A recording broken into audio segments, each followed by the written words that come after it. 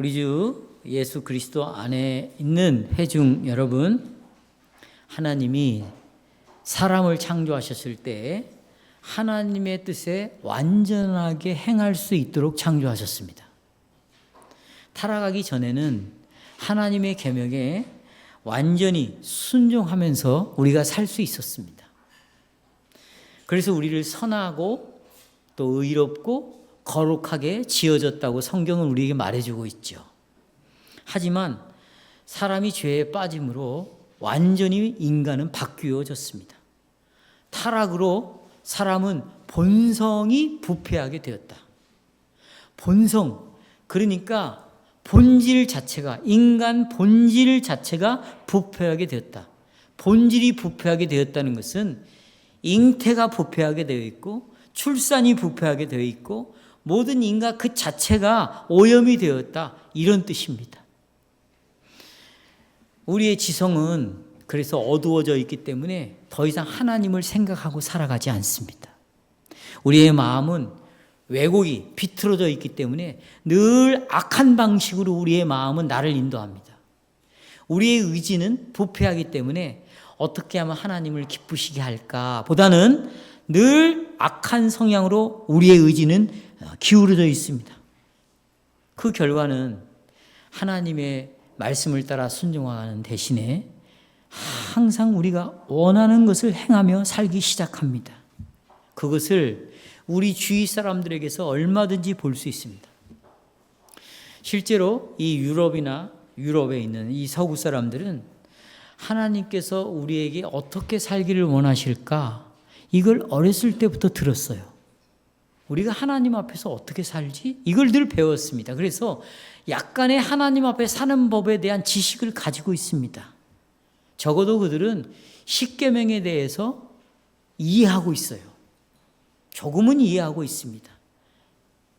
그래서 그들에게 발달된 학문이 뭐냐면 개인윤리와 사회윤리라는 거예요.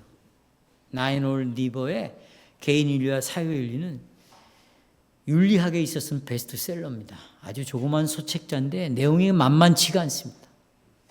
그래서 그들이 추구하는 것은 뭐냐면 십계명을 어느 정도는 이해하고 있기 때문에 우상을 섬기면 안 된다라는 것. 그 다음에 가장 중요한 윤리적인 차원에서 이웃을 해치면 안 된다. 그래서 그들은 굉장히 질서를 소중하게 여깁니다. 여러분 나가보시면 알겠지만 이게 신호등이 없어도 그들은 사람이 있으면 무조건 씁니다. 어느 나라를 가든지 그게 쓰게 돼 있어요. 이것은 뭐냐면 인간을 존중하게 여기는 그 십계명에 대한 이해가 그들 안에 어느 정도는 있기 때문이에요. 그러니까 정말 어떻게 하는 것이 윤리적으로 옳은 것인지, 어떻게 하는 것이 윤리를 어겨서 정말 창피스러운 삶을 살아가는지 이런 거에 대한 약간의 감각은 다 갖고 있습니다.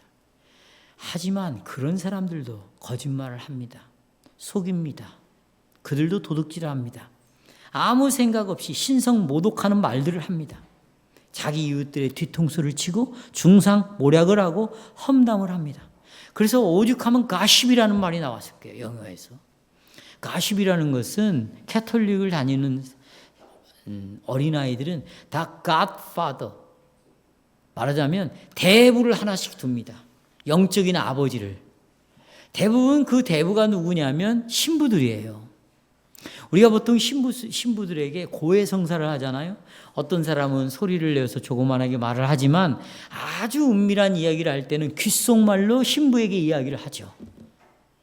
그걸 비밀리에 하는 고해성사라고 말하는데 이 모든 것들을 통해 신부는 그 사람의 약점을 다 알고 있는 거예요. 근데 문제는 그 사람이 신부의 말을 듣지 않으면 그때 가십, 이 사람에 대해서 험담을 하기 시작하는 거예요. 그래서 갓파더에서 대부에서 가십이라는 단어가 나왔습니다. 이게 무슨 얘기냐면 이들이 하나님의 말씀을 어느 정도는 이해하고 있지만 늘 뒤통수를 치고 있다. 유럽의 사람들도. 또 성적으로도 부도덕한 삶을 그들은 살고 있습니다. 사랑하는 여러분, 여러분과 저도 마찬가지입니다. 우리도 그리스도를 알지 못하는 사람과 똑같이 동일하게 타락한 본성을 가지고 있습니다.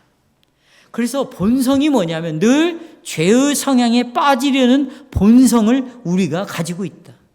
그게 잘못인 줄 알면서도 그렇게 하면 안 된다고 옆 사람이 말을 하는데도 우리는 그의 귀를 기울이지 않습니다. 우리는 먼저 하나님의 뜻을 두는 것이 아닙니다. 이 교회를 다니고 있고 이렇게 설교를 들었음에도 여러분과 제가 가지고 있는 본성은 먼저 누구의 뜻을 두는가? 나의 뜻을 먼저 둡니다. 그리고 제일 마지막에 하나님의 뜻을 둡니다. 이게 바로 악한 자의 덫에 빠지는 방식이에요. 죄에 빠지는 방식입니다. 그래서 여러분, 이러기 때문에 우리에게 구주가 필요합니다. 우리의 죄값을 지불할 메시아가 필요합니다. 이러기 때문에 하나님 아버지와 타락한 죄의 본성을 가지고 있는 우리와 화목의 관계를 만들어줄 예수 그리스도가 필요한 것이죠. 그래서 예수님은 우리를 죄로부터 구원하셨고 마귀의 권세로부터 우리를 자유케 하셨습니다. 하지만 우리를 구원하시기 위한 구원자가 되기 위해서, 우리를 구속하기 위해서는 조건이 있어요. 예수님은 모든 계명을 완전하게 지키는 삶을 살아야 했습니다. 그리스도께서는 그러려면 자기 뜻을 부인해야만 했습니다. 그리고 하나님의 뜻에 순종해야 했습니다. 이렇게까지 하기 위해서는 예수님이 죽기까지 순종해야 했어요. 그러니까 예수님이 자기를 부인하지 않고서는 절대로 아버지의 뜻에 따라 순종할 수가 없는 것이죠. 그렇게 해서 우리를 구원한 하나님의 백성으로 만들어서 우리는 하나님의 영광에 이르게 하여 선하고 의롭고 거룩한 삶을 살도록 다시 우리를 부르신 것이죠. 하지만 우리는 우리의 힘으로 이제 선하고 의롭고 거룩하게 살 수 있을까? 우리가 새롭게 되었으니까 이제부터 나는 그런 삶을 살아낼 수 있을까? 오늘도 말씀을 드렸습니다. 착한 일을 시작하신 분이 하나님이시고 그리스도의 날까지 이루실 분이 바로 누구시다? 하나님이시다. 우리는 절대로 결코 나를 부인하고 하나님의 뜻에 순종할 수 있는 능력이 우리에게는 결코 없습니다. 우리는 우리를 준비시켜줄, 우리를 그렇게 만들어줄 하나님의 은혜가 필요합니다. 오늘 은혜를 설명했습니다. 나는 하는 것이 아무것도 없는데 하나님이 나를 찾아와서 내 마음을 열어 구원을 시켜줬다. 이게 착한 일의 시작이고 이걸 은혜라고 말합니다. 은혜라고 말해요.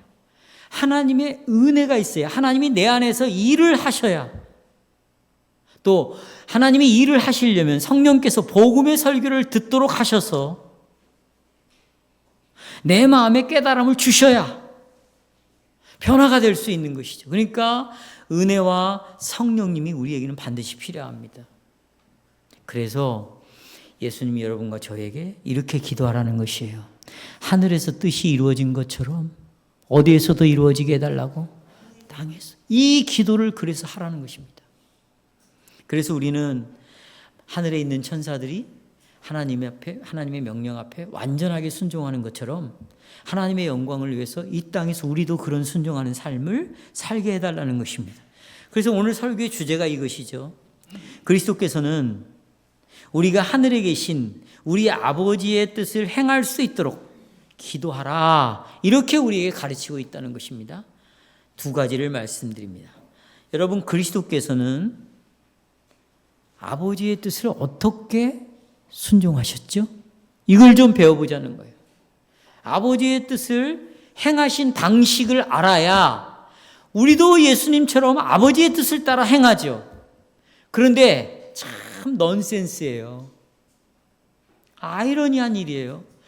예수님이 어떻게 아버지의 뜻을 행했는가는 우리는 잘 몰라요. 이해를 못해요. 그리고는 나는 아버지의 뜻에 순종할 것만 생각하니까 순종이 나올 수가 없는 거지. 그러니까 이 시간에 예수님이 어떻게 아버지의 뜻을 행했는가를 잘 봐야 됩니다. 이 예수님이 아버지의 뜻에 순종하는 모습을 보려면 먼저 다윗을 알아야 돼요. 그래서 오늘 우리가 읽어야 될 본문이 설교 본문 성경이 시편 40편이었죠? 그렇죠? 예. 시편 40편의 2절에 보면 다윗은 하나님이 자신의 부르짖음을 들으시고 깊은 수렁에서 하나님이 나를 건져주셨기 때문에 나는 하나님께 감사를 드린다. 그러니까 다윗은 정말 고단한 인생을 살았습니다. 이 지상에 살아가면서 많은 어려움을 겪었습니다. 정말 불행한 삶을 살았어요. 그런데 이 어려움에서, 이 수렁에서 자신을 구원해 주신 분이 여호와 하나님이라는 사실을 깨달았습니다. 그래서 다윗은 이렇게 건져주신 하나님이 바로 자비로우신 하나님이다.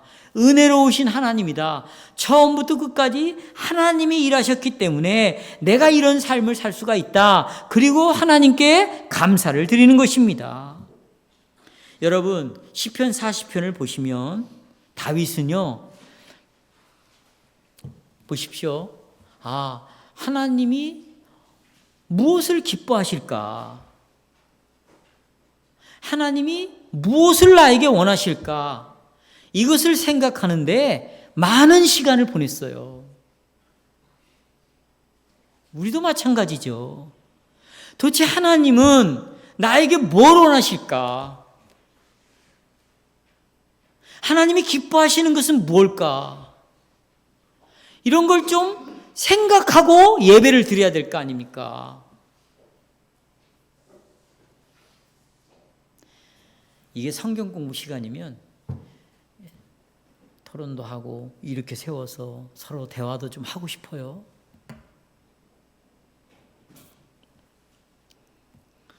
생각을 해보니까 하나님의 뜻을 안 거예요. 하나님이 바라시는 것, 하나님이 기뻐하시는 걸 안 거예요. 그건 뭐냐? 하나님은 우리가 열심히 제사를 드리면, 예배를 드리면, 여러 가지 제사를 드리면 하나님이 기뻐하실 것이라고 생각했는데 하나님은 그걸 원치 않는다는 걸 알게 되었어요. 하나님은 그걸 바라지 않는다는 걸 알게 되었습니다. 왜냐하면 내 마음은 하나님과 멀리 떨어져 있으면서도 우리의 입술로 교회를 나와서 찬송을 따라 부르고 우리의 입술로 마음도 없이 아멘이라고 말하고 우리의 입술로 하나님은 은혜로운 분이라고 말을 한다는 거예요.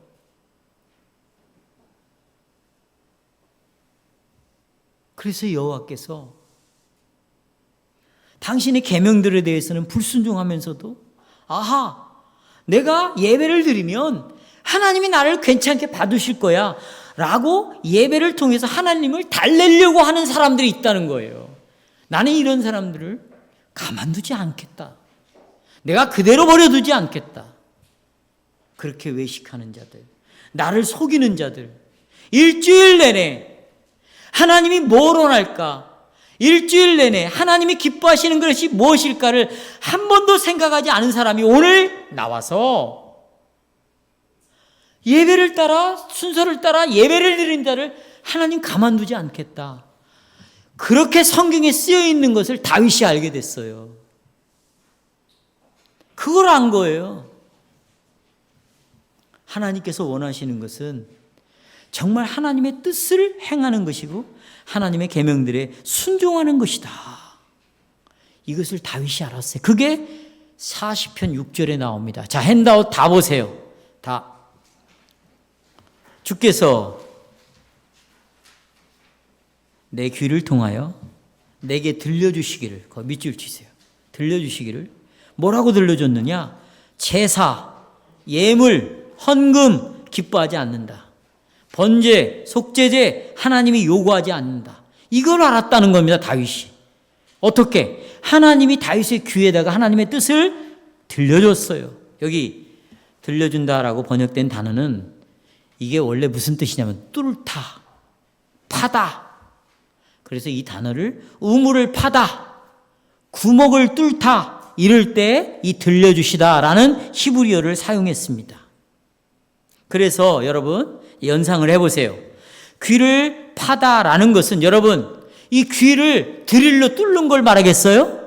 아니겠죠? 귀를 파다 이 말은 귀에 들리게 하다, 귀가 열려서 듣는다 이런 뜻이겠죠. 이해하시겠습니까?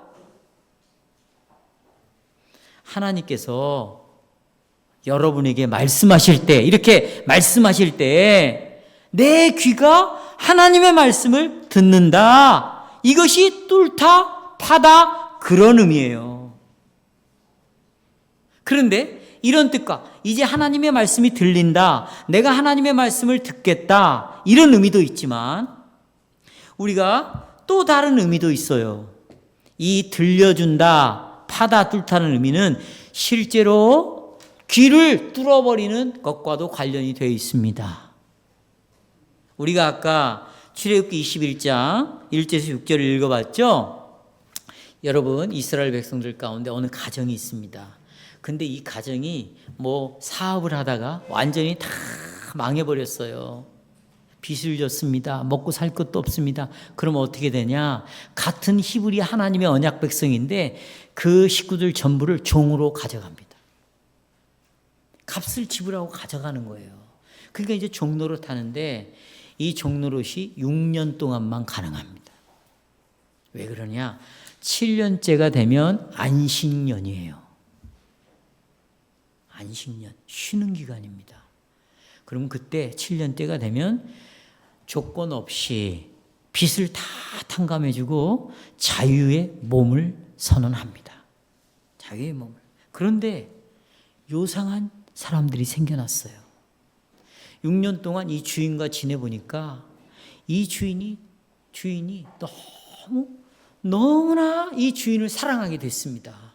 그러면 이 종은 이렇게 말합니다. 주인님, 7년이 되어 자유의 몸이 되었지만 저는 종으로 남게 했습니다. 종으로 남게 해주십시오. 그러면 이제 어떤 일이 벌냐면 재판관에게, 장로에게 데리고 가서 이제 그게 사실이냐 확인을 합니다. 그러면 그때 종은 나는 나의 주인, 나의 아내, 내 자녀를 진심으로 사랑합니다. 그래서 나는 자인으로 나가지 않을 것입니다. 라고 말하는 것입니다. 그러면 공식적으로요, 문에다가 대고 아니면 문턱에다가 두고 송곳으로 이 귓볼을 뚫어버립니다. 상처가 나지 구멍이 뚫리겠죠. 이것이 바로 이 사람이 주인 아래에서 영원히 종으로 살겠다는 표시예요. 그럼 그때부터 이 주인은 이 종을 종으로 대하지 않습니다. 자기 식구로 대합니다.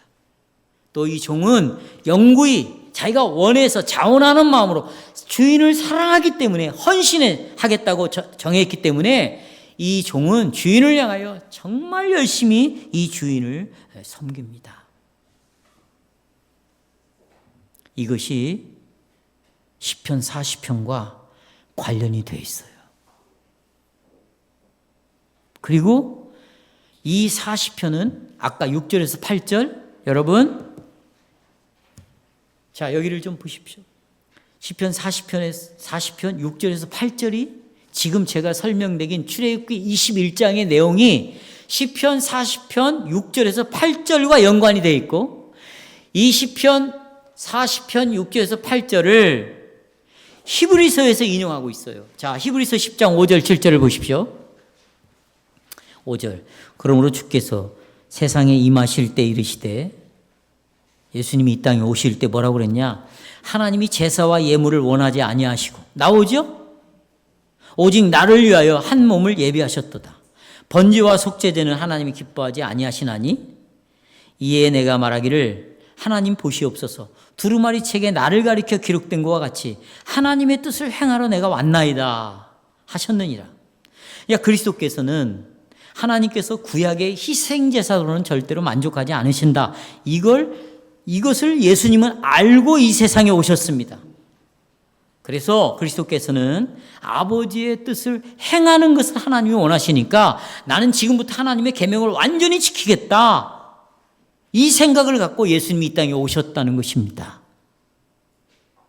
이게 시편 40편 6절부터 나오는 내용인데 이것을 히브리서 10장에서 그대로 인용하고 있다 그 말이에요. 여러분 보십시오. 자, 히브리서 10장은 히브리의 아까 히브리의 종들 있죠. 노예로 팔려간 사람들. 이 종과 히브리서 10장에 나오는 예수님과 직접적으로 연결이 되어 있어요. 저는 아까 출애굽기 21장을 말씀을 드렸습니다. 그리고 시편 40편을 봤습니다. 이것은 예수 그리스도와 관련된 시편 40편이라고 말했습니다. 그 내용이 히브리서 10장에 나온다고 그랬습니다. 그런데 히브리서 10장은 다시 어디로 돌아가냐면 출애굽기 21장과 관련이 되어 있다고 말씀을 드렸어요. 이제 들어보십시오. 예수님이 실제로 여기 보세요. 귓볼에다가 송곳으로 구멍을 뚫었다. 이런 내용이 성경 어디에도 나와 있지 않습니다. 하지만 그리스도의 태도를 살펴보면 정확합니다.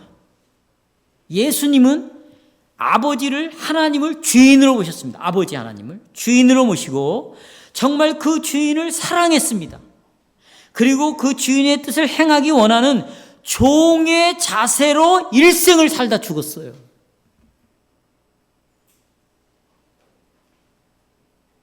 빌립보서, 제가 빌립보서를 계속 설교할 겁니다. 오늘 1장 했죠? 빌립보서 2장에 보면 그리스도께서는 자기를 비우셨다고 그랬어요. 종의 형체를 가지고 왔습니다. 사람으로 오셨습니다. 육체를 취하셨습니다.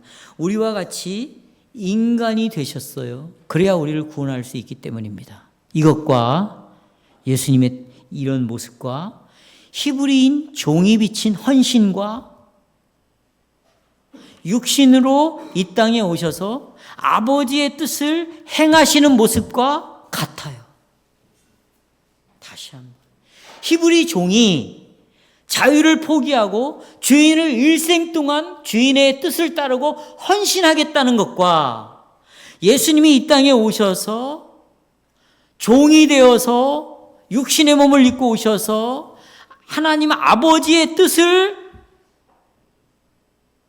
따르고 그 아버지를 사랑하겠다는 것과 똑같은 내용이라 그 말이에요. 이해하십니까?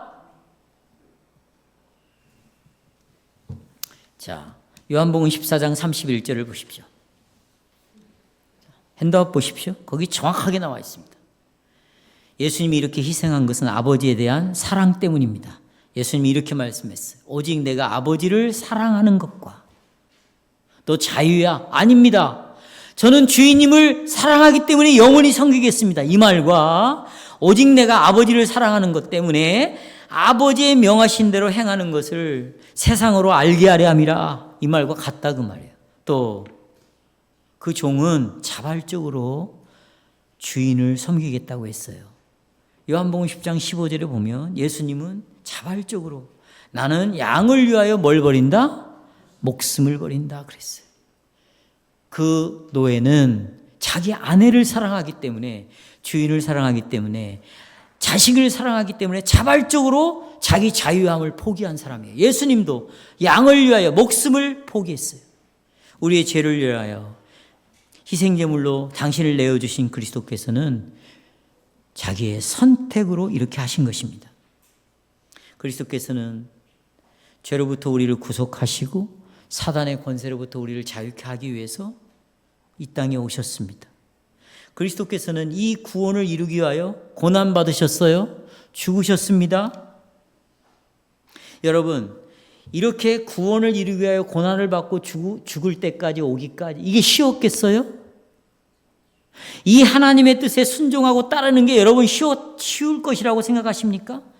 결코 쉽지 않았어요. 자, 예수님이 사단에게 이끌려 광야에서 시험을 받았습니다. 첫 번째 시험이 뭐예요?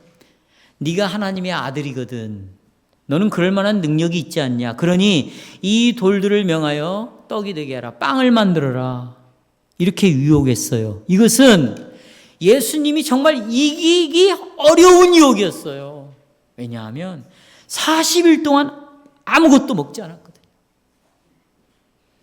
제가 오늘 청년들에게 했지만 제가 저기 소양에 있는 기도원에서 일주일 금식을 여러 번 했거든요. 제가 여러 번이라고 말했습니다. 사실이에요. 근데 어느 날 이제 일주일 월요일부터 들어가서 토요일 날 나오는데 아무것도 보이지 않았어요. 너무 배가 고프니까. 그래서 아침에 일어나서 산책을 하는데 그만 그 뒤에 그 기도원 뒤에 말린 곶감을 말리고 있었습니다. 제가 그걸 보는 순간 어떻게 했겠어요? 다 먹었습니다. 다 먹었어요. 몇 개가 안 날려있는데 다 먹었어요. 누가 이걸 따먹었냐고. 그래서 제가 이실직고하고 용서를 구했지만 40일 동안 굶으신 예수님에게는 이것이 얼마나 큰 유혹이었겠어요. 예수님 하나님의 아들로서 돌을 떡으로 만들 수 있는 능력이 있는 분이 아닙니까? 그렇지 여러분, 맞잖아요. 근데 예수님은 그 사단의 유혹을 거절했습니다. 예수님 하나님의 아들로서 빵을 만들 수 있고 먹을 수 있지만 내가 먹고 마시는 것을 주실 분은 네가 아니다. 마귀 네가 아니야. 내가 끝까지 신뢰하고 나에게 필요를 공급해 줄 분은 내 하나님 아버지야. 그래서 사람이 떡으로 사는 것이 아니고 하나님께서 공급해 주신 것으로 산다. 내가 사람이 떡으로 사는 것이 아니고 하나님의 입에서 나오는 뭘로 사는 거다. 말씀으로 사는 거다.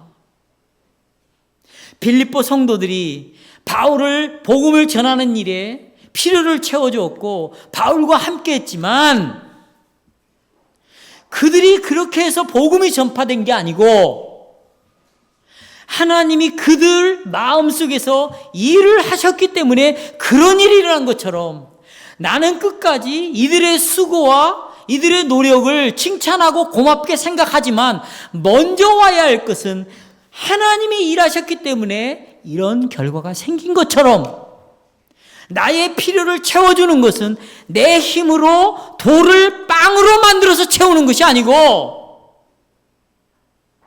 하나님으로부터 하나님이 일하심을 통하여 나는 공급을 받겠다.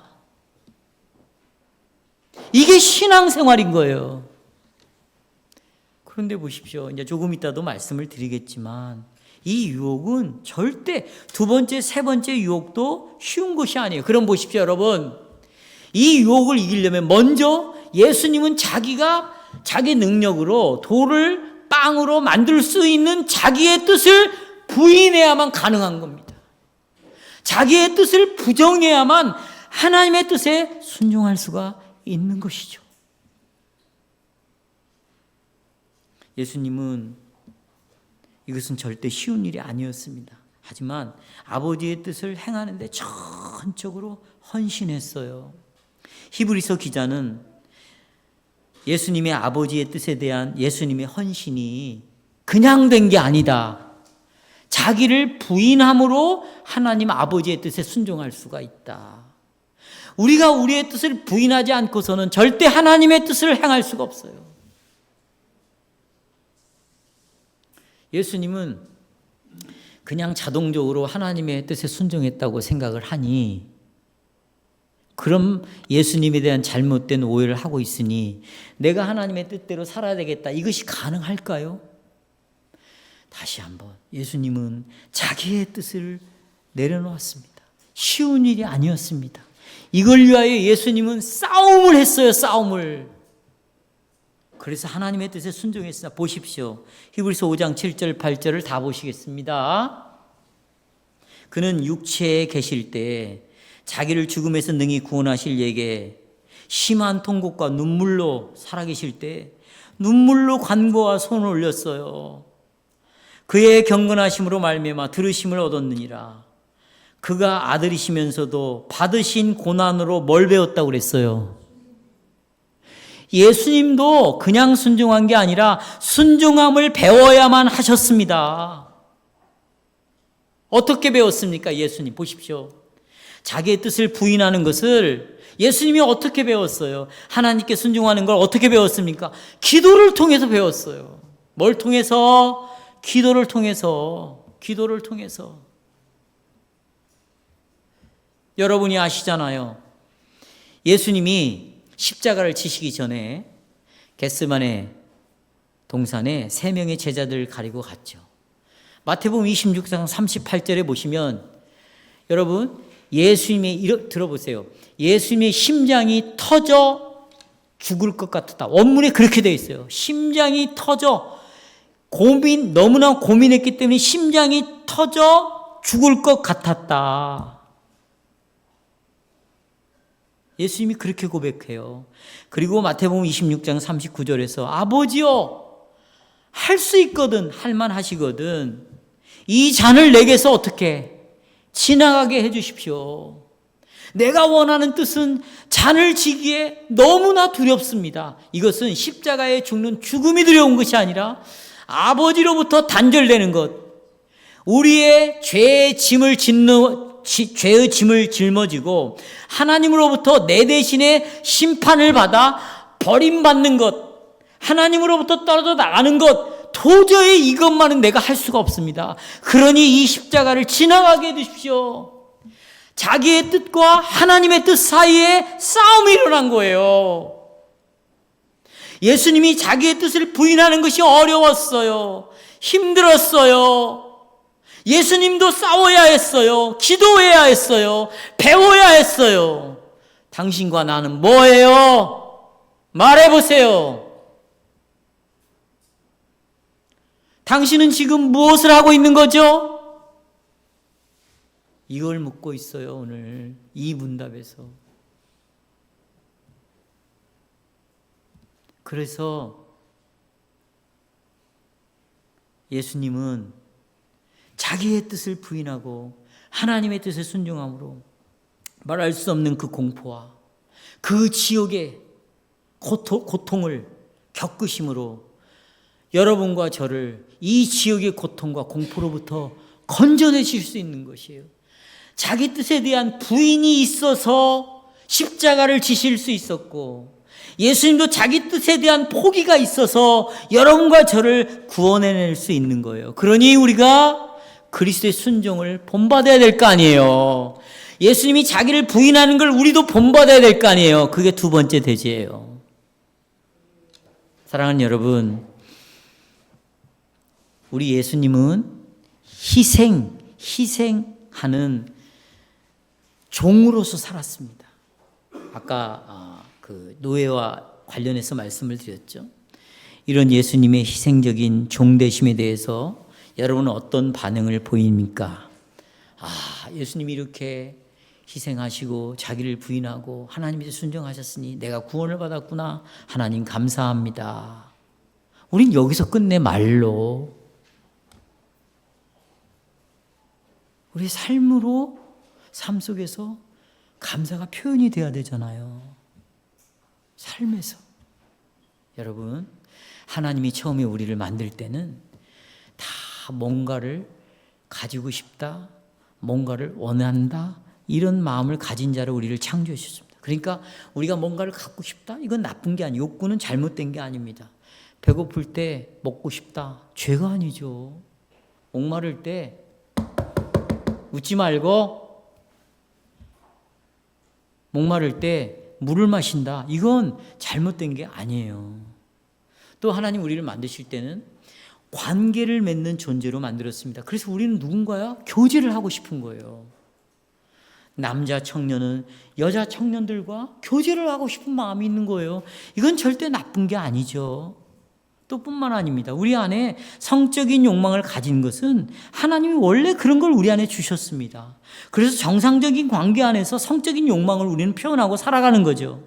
또 많은 것들을 가지고 싶다, 잘못이 아니에요. 그런데 하지만 우리가 지금 직면하는 문제는 뭐가 문제냐? 우리의 마음이 부패되었다는 거예요. 갖고 싶다는 것이 문제가 아니고 갖고 싶은 그 마음이 부패되어 있다는 거예요. 그래서 잘못된 것들을 우리가 원하고 있다는 것입니다. 심지어 하나님께서 우리에게 지금 필요한 것들을 주셨음에도 불구하고 계속 더 달라는 거죠. 더 갖고 싶다는 거죠. 더 성공하고 싶고 더 축복을 누리고 싶다, 그거예요. 그래서 우리의 마음이 쉽게 탐욕으로 가득 차게 되는 것이죠. 그러면 우리 마음에 욕심으로 가득 차면 이게 쉽게 사라지냐? 사라지지 않습니다. 그래서 우리의 욕망이 하나님보다, 하나님의 계명보다 더 가치 있게 여겨지기 시작하는 거예요. 내가 갖고 싶은 것이 하나님의 뜻보다 더 중요하게 여기기 시작합니다. 그러면 우리는 이렇게 할 수밖에 없습니다. 들어보세요. 하나님의 뜻이 있고 내 뜻이 있다. 어느 것이 더 중요하냐? 하나님의 뜻을 과감하게 무시해버리죠. 무시해버리는 거예요. 내가 원하는 마음으로 하나님의 뜻을 밀어붙여버리는 거예요. 그러면 우리의 욕망이 결국 나를 멸망의 길로 끌고 가는 것입니다. 이것이 우리의 존재예요, 지금. 이게 우리의 모습입니다. 그러면 우리가 어떻게 해야 합니까, 여러분? 일주일 내내 이렇게 살다가 왔는데 어떻게 해야 됩니까? 그래서 예수님께서 기도하라는 거예요. 뭐라고? 하늘에 계신 우리 아버지께 당신의 뜻이 하늘에서 이루어진 것처럼 어디에서 이루어지게 해달라고, 예, 그렇게 기도하라고 가르치십니다. 사랑하는 여러분, 우리 자신의 욕망을 추구하려는 이런 유혹에 우리가 빠지면 우리가 무엇을 하는 줄 아세요? 내 욕심이 나를 확 사로잡아 버리면 어떻게 살아가는 줄 아세요? 이제부터는 자기 힘으로 살아갑니다. 아까 예수님이 자기 힘으로 돌로 빵을 만들라는 유혹에 직면했죠. 욕망이 커지면요, 그때부터는 무조건 자기 힘을 의지합니다. 그러면 이 사람은 그때부터 무조건 죄에 빠지기 시작하는 것이죠. 그리고는 자기를 정당화해요. 내가 이렇게 힘들고 어려운 시간을 지날 때 하나님이 정말 나를 사랑했는가? 그때 나를 하나님이 정말 돌봐주셨는가? 의심하기 시작합니다. 그리고 우리는 우리 자신에게 이렇게 말합니다. 하나님께서 그때 나를 돌봐주시지 않았어. 나에게 도움을 주시지 않았지. 그러니 이제 나는 내가 내 살 길을 찾아야 되겠다. 내가 나를 지키지 않으면 아무도 누가 나를 도와줄 수가 없어. 이런 상황에서 영적인 것이 중요하다고? No! 이제 내 육신이 중요해. 이거보다 더 중요한 것이 없어. 이렇게 나가는 것이에요. 그래서 이 땅에서 내 욕망을 채우는 것이, 내가 지금 당장 눈앞에 절실하게 필요한 것을 채우는 것이 내가 그리스도를 위하여 사는 것보다 더 중요하다고 생각해요. 그러니까 결론은 어떻게 가냐? 내가 살아야지 신앙도 의미가 있는 거예요. 내가 원하는 것이 이루어져야 영생도 의미 있다고 생각을 하는 것입니다. 성도 여러분, 그리스도께서는 여러분과 지금 갖는 그 생각, 여러분과 내가 갖는 그 생각을 예수님도 유사하게 가지고 있었어요. 누구도요? 예, 보십시오. 예수님은 모든 면에서 유혹을 받으셨습니다. 하지만 여러분, 예수님과 우리와 차이점은 뭡니까? 그리스도께서는 이 직면하신 유혹에 빠지지 않으셨습니다. 예수님은 전적으로 하나님의 뜻에 순종하셨습니다. 예수님은 그래서 우리에게도 하나님의 뜻에 순종하도록 요구해요. 그래서 마태복음 12장 50절을 보십시오. 찾았어요? 네. 누구든지 하늘에 계신 내 아버지의 뜻대로 하는 자가 내 형제요 자매요 모친이다. 우리에게 지금 하나님의 뜻대로 행해서 내 형제가 되어라, 내 자매가 되어라, 내 모친이 되어라 라고 우리에게 요구하고 있습니다. 그러면 성도 여러분, 죄인들인 우리가 내 속에서 일어나는 욕망을 어떻게 부인할 수 있을까요? 그리고 어떻게 하나님의 계명에 순종하는 것이 가능할까요?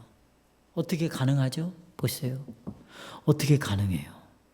우리는 절대로 가능하지 않습니다. 이렇게 살 수 있는 사람은 아무도 없어요. 그럼 뭘로 가능합니까? 성령의 능력으로만 가능합니다.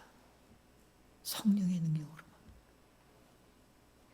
아들이 보내신 성령께서 내 안에서 일을 하실 때만 이것이 가능합니다. 이걸 다른 말로 말하면 하나님의 은혜로만 가능합니다. 이것이 세 번째 기도에서 가르치는 내용입니다. 그래서 예수께서 아버지의 뜻을 행하신 것처럼 우리도 우리 아버지께 당신의 뜻이 이루어지이다 라고 간구할 수 있습니다. 그래서 하나님의 뜻을 행할 수 있도록 힘을 달라고 우리가 기도하는 것입니다. 여러분, 이런 기도를 언제 진실되게 드려보셨습니까? 언제 간절히 하나님 내 안에서 일어나는 내 자신의 욕망과 싸우게 해주십시오. 이 뜻을, 내 뜻을 부인하게 해주시옵소서. 그리고 하나님의 뜻에 순종할 수 있는 자로 힘을 주시옵소서. 내가 하나님께 영광을 돌리고 싶습니다. 제일 먼저 하나님의 이름을 위하여 살고 싶습니다. 그러니 저에게 힘을 주십시오. 순종할 수 있게 해주십시오. 라고 기도한 적이 언제냐 그 말이에요. 이것은 여러분 아침 기도에도 나옵니다. 식사 기도에도 나옵니다. 저녁 기도에도 나옵니다. 그리고 생사를 왔다 갔다 하는 형제들을 위하여, 자매들을 위하여, 영육간에 필요한 기도를 위할 때도 그게 나옵니다. 우리가 이 기도문을 따라 기도할 때에 정말 아버지의 뜻을 따라 순종하게 하시는 대신에 내 자신을 부인하게 해달라고 우리의 하루 종일 기도 속에 그 내용이 나와 있는데 나는 묻는 거예요. 그 기도가 지금 이루어지고 있냐는 겁니다. 성도 여러분, 그러나 낙심하지 마십시오. 여러분들은 반드시 기도하는 사람이 될 거예요. 왜 그런 줄 아세요? 착한 일을 하나님이 시작했습니다. 여러분에게 그렇게 복음의 씨앗을 뿌려뒀습니다. 지금까지, 앞으로도 철저하게 여러분의 뜻을 부인하게 만들 것이고 하나님의 뜻에 순종함을 배우는 사람으로 만들어 가실 것이에요. 자, 요한 1서 2장 17절. 그런 자들에게 하나님께서는 놀라운 상을 약속해 주셨습니다. 요한 1서 2장 17절. 이 세상도 그 정욕도 지나가되 오직 하나님의 뜻을 행하는 이는 영원히 거하느니라. 성도 여러분, 우리의 하이델 교리문답 마지막에 보면 우리의 소명이 무엇인가를 나옵니다. 한번 보십시오. 문답의 마지막 소명은 우리가 하나님의 말씀에 주의하기 위하여 뭘 열어요? 귀를 열고 진정으로 어디에 순종하는 것? 하나님의 계명에 순종하는 것. 이것이 우리의 소명이에요. 소명입니다. 성령께서 그런 삶을 위해 우리를 준비시켜 주시는 것은 오직 기도를 통해서입니다. 성도 여러분, 이제부터 뜻이 하늘에서 이루어진 것처럼 나도 내 뜻을 부인하고 그리스도께서 본을 보이신 것처럼 성령의 능력으로 하나님이 내 안에서 일하심으로 그 일하심은 오직 기도를 통해서 이루어지는 것인데 기도함으로 하늘의 뜻이 이 땅에 이루어지게 하여 주시옵소서.